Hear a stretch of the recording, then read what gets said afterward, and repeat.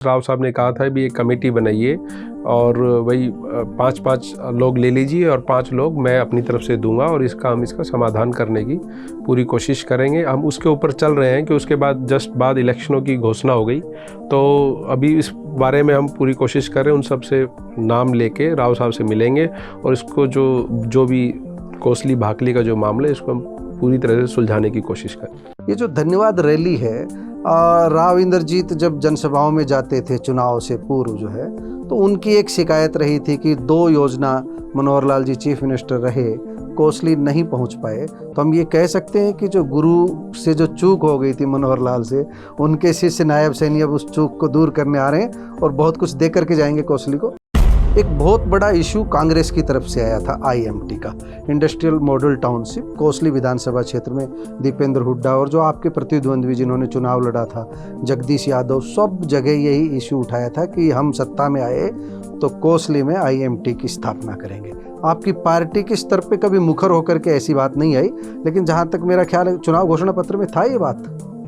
अभी कोसली को लेके हमने कई जगह जैसे गांव में हम गए थे तो उन्होंने PHC की डिमांड की है। एक हमारा जो नर्सिंग कॉलेज जो अभी उसकी स्टार्ट होना है, वो मार्च के लगभग उसको स्टार्ट करने का टारगेट है कि मार्च के अंदर नर्सिंग कॉलेज स्टार्ट हो जाएगा जल्द से जल्द। जो इनका ये फ्लाईओवर है जो पूरी मतलब मार्केट में बहुत बदनामी हो रही है, बहुत बदनामी हो रही है और इसके अंदर मार्केट भी काफ़ी लोगों की दुकानें भी बंद हो गई हैं, उनके बिजनेस में काफ़ी इफेक्ट पड़ रहा है। तो मैं ये चाहता हूँ कि जल्द से जल्द इसको पूरा करवाया जाए। राव साहब पहले नाराज रहते थे, आजकल सुनते हैं कि बहुत साथ साथ कदम ताल चल रहा है, पिता भी बेटी भी और उनके विधायक अनिल यादव जैसे जो साथी हैं वो सब नायब सैनी के साथ कदम ताल करके चल रहे हैं। इस जो बदलाव का है उसका क्या परिणाम आपको नजर आ रहा है, क्या होगा इस बदलाव का नतीजा?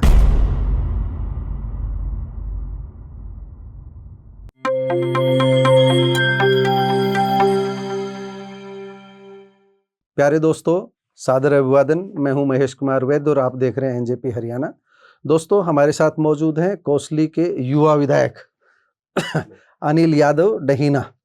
तो अभी अनिल यादव डहीना ही रखते हैं कि अनिल यादव लिखते हैं, पूरा नाम क्या लिखते हैं? नहीं, वैसे तो अनिल यादव ही लिखता हूँ, लेकिन सब पहचान अब अनिल डहीना के नाम से हो रही है। तो हमारे साथ मौजूद है कोसली के विधायक अनिल डहीना और 25 दिसंबर को मुख्यमंत्री नायब सैनी कोसली में रैली करने आ रहे हैं, धन्यवाद रैली करने आ रहे हैं।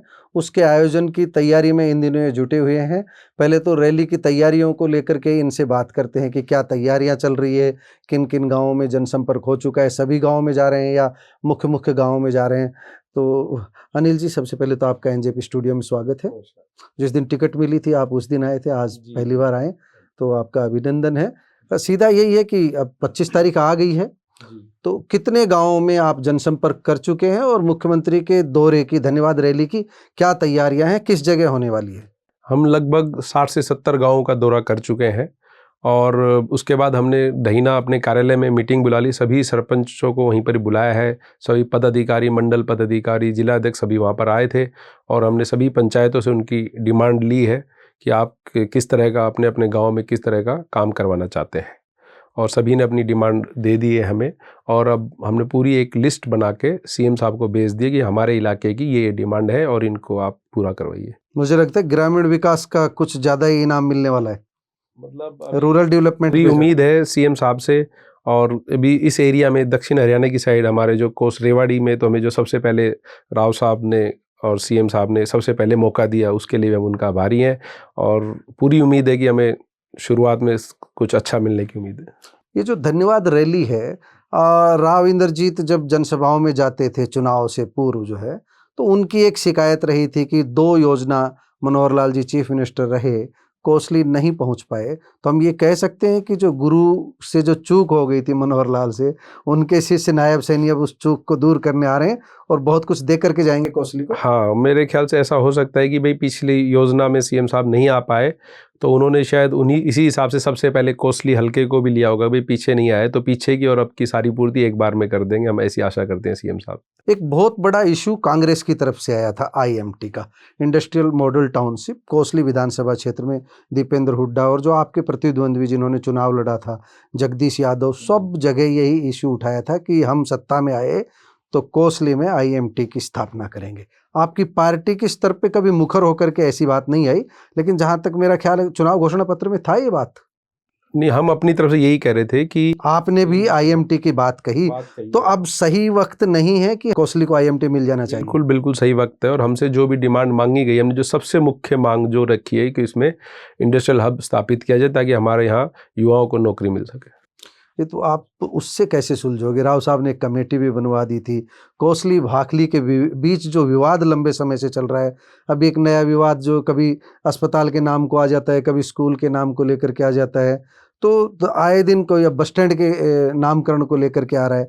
तो आपको लगता है कि जो कमेटी बनाई थी 21 सदस्यों की, राव इंद्रजीत की पहल हुई थी चुनाव से पहले, तो पूरे हरियाणा में शायद कोसली ही अकेला ऐसा उपमंडल है, मुख्यालय, जहां नगर पालिका नहीं है। ये मुझे नहीं लगता कि कोई दूसरा होगा। तो आपको क्या लगता है कि नगर पालिका का गठन हो पाएगा? कोसली भाखली का विवाद सुलझ पाएगा? अभी इलेक्शनों से पहले राव साहब ने कोसली में प्रोग्राम किया था, तो उस टाइम राव साहब ने कहा था भी एक कमेटी बनाइए और वही 5-5 लोग ले लीजिए और 5 लोग मैं अपनी तरफ से दूंगा और इसका समाधान करने की पूरी कोशिश करेंगे। हम उसके ऊपर चल रहे हैं कि उसके बाद जस्ट बाद इलेक्शनों की घोषणा हो गई, तो अभी इस बारे में हम पूरी कोशिश कर रहे हैं। उन सब से नाम लेके राव साहब से मिलेंगे और इसको जो भी कोसली भाखली का जो मामला है इसको हम पूरी तरह से सुलझाने की कोशिश करें। एक 25 दिसंबर को हम मंच की बात करें, एक संभावना है राव इंद्रजीत तो आ ही रहे होंगे, आ रहे हैं ना? हाँ, राव इंद्रजीत जी भी आ रहे हैं। आरती राव भी आ रही है? हाँ, आरती राव जी भी आ रही है और राव इंद्रजीत भी आ रहे हैं।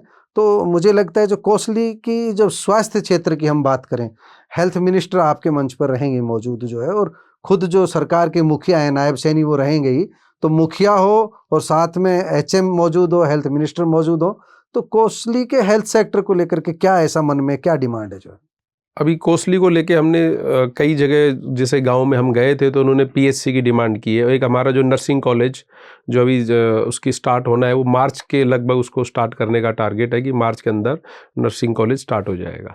हम चाहते थे कि अभी उसका उद्घाटन अभी सीएम साहब करें, इसमें थोड़ा बहुत कोई काम बाकी है, तो उनका मानना ये कि मार्च के अंदर हम इसका उद्घाटन करवाएंगे। जी जी। और जो कोसली के अंदर अभी 50 बेड का है उसको हम अभी सीएम साहब से डिमांड कर रखी है कि इसको 100 बेड का किया जाए, 100 बेड का अस्पताल किया जाए। एक विधायक जी, आप देखते हैं जो पूरी की पूरी बेल्ट में जो कोल्ड स्टोरेज क्या बोलते हैं उनको, जो पालावास जो सड़क गई, गुरावड़ा से सड़क गई जो है, वहाँ पर जो गोदाम बने हुए हैं बहुत सारे, जो वेयर हाउसेज जो बने हुए हैं, तो यहाँ पर इंडस्ट्रियल सेक्टर अगर आएगा तो निश्चित रूप से इनको भी बेनिफिट मिलेगा, दूसरों को भी बेनिफिट मिलेगा, रोजगार के भी साधन जो है वो भी बनेंगे। आपको क्या लगता है जमीन कहाँ पर उपलब्ध है कोसली में? कोई पंचायती स्तर पर या अधिग्रहण होगा जमीन का? जो आईएमटी का जो आप प्रस्ताव देने जा रहे हैं, कहीं ना कहीं मन में विचार भी होगा कि हम इस तरह का प्रस्ताव रखेंगे, तो हम जमीन की उपलब्धता कहाँ से सरकार को देंगे? जो ये हमारे पास पालावास गुरावड़ा के आसपास के काफ़ी लोग सरपंच आए थे और उन्होंने कहा था कि हम अपनी ज़मीन देने के लिए तैयार हैं। उन्हें बाकायदा साइन करके दिए हैं। अच्छा, हाँ, एक प्रतिवेदन भेजा था मेरे ख्याल से। तो हमने सीएम साहब को वो भी दे दिया है। हमारे पास आई थी, राव नरवीर को भी जी बिल्कुल, राव नरवीर जी को दिए, उन्होंने मेरे को दी, सीएम साहब के नाम से उन्होंने दी थी और मैं सीएम साहब को उसकी कॉपी दे चुका हूँ कि ये सब लोग देने के लिए तैयार है। तो यहाँ पर इंडस्ट्रियल हब अगर हो सकता है तो यहाँ पर ही स्थापित किया जाए। विधायक के रूप में वैसे तो आप जिला परिषद से पहले बहुत जुड़े हुए थे, गहराई से लोकल पॉलिटिक्स को समझते हैं और लोकल जो समस्याएं उनको भी समझते हैं। कोई बड़ी समस्याएं ऐसी आपके मन में जो अब तो सारी चिन्हित हो ली होगी कि कोसली के लिए ये मेरा काम हो तो मैं एक फुटप्रिंट छोड़ने में कामयाब हूँ, ऐसा मैं कोसली के लिए चाहता हूँ?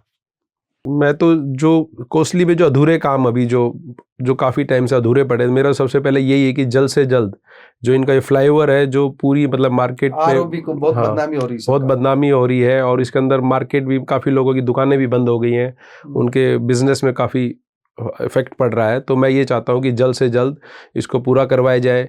एक जो हमारा बाईपास बना हुआ है कोसली का, ये भी अधूरा है, तो हमने सीएम साहब से ये भी डिमांड की है कि इस अधूरे बाईपास को पूरा करवाया जाए और इसको फ्लाईओवर को पूरा किया। एक अंडरपास भी पास हो रखा है जी जी। जो रेलवे के पास फाइल गई हुई है कुछ उसके लिए पास होने के लिए, तो जैसे ही वहाँ से आ जाएगी तो अंडरपास का काम जल्द स्टार्ट किया जाएगा। जी जी। एक आपको नहीं लगता कि जो कोसली की रेवाड़ी डिस्ट्रिक्ट हेडक्वार्टर से जो कनेक्टिविटी है, कोसली की रेवाड़ी से, वो इजी कनेक्टिविटी नहीं है। कभी इस तरफ से जाइए, कभी उस तरफ से जाइए, कोई बढ़िया कनेक्टिविटी है नहीं। कोई ऐसा प्रपोजल है आपके दिमाग में जो कोसली और रेवाड़ी को बहुत आसान कनेक्टिविटी दे सके? जो हमने अभी इस डिमांड में भी डाला है कि जो NHA के तर से कनेक्ट करते हुए कोसली को 152D से भी कनेक्ट कर दे। अच्छा, तो हमने इस डिमांड के अंदर डाला है CM साहब की, भाई इसको ऐसा कुछ निकाला जाए कि 152D से भी आने वाला कोसली इजीली आ जाए और जिसको एक NH 71 पे जाना वो भी इजीली चला जाए।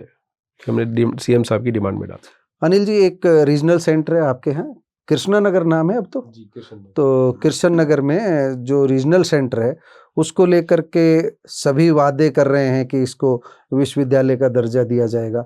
आपके मांग पत्र में उसको लेकर के कुछ है? जी, हमने उसके अंदर मांग पत्र कन्या विश्वविद्यालय के लिए मांग पत्र रखा है CM साहब को, तो इसको कन्या विश्वविद्यालय बनाया जाए। बस अब अंतिम सवाल, कोई विवादित सवाल नहीं है। राव साहब पहले नाराज रहते थे, आजकल सुनते हैं कि बहुत साथ साथ कदम ताल चल रहा है। पिता भी, बेटी भी और उनके विधायक अनिल यादव जैसे जो साथी हैं वो सब नायब सैनी के साथ कदम ताल करके चल रहे हैं। इस जो बदलाव का है उसका क्या परिणाम आपको नज़र आ रहा है? क्या होगा इस बदलाव का नतीजा? भाई मैं तो ऐसा नहीं कह सकता कि साहब पहले नाराज चलते थे किसी से, लेकिन CM साहब के साथ उनकी अच्छी ट्यूनिंग हो रही है और सबकी ट्यूनिंग अच्छी रहेगी तो इलाके में अच्छा काम हो पाएंगे। आपका बहुत बहुत धन्यवाद।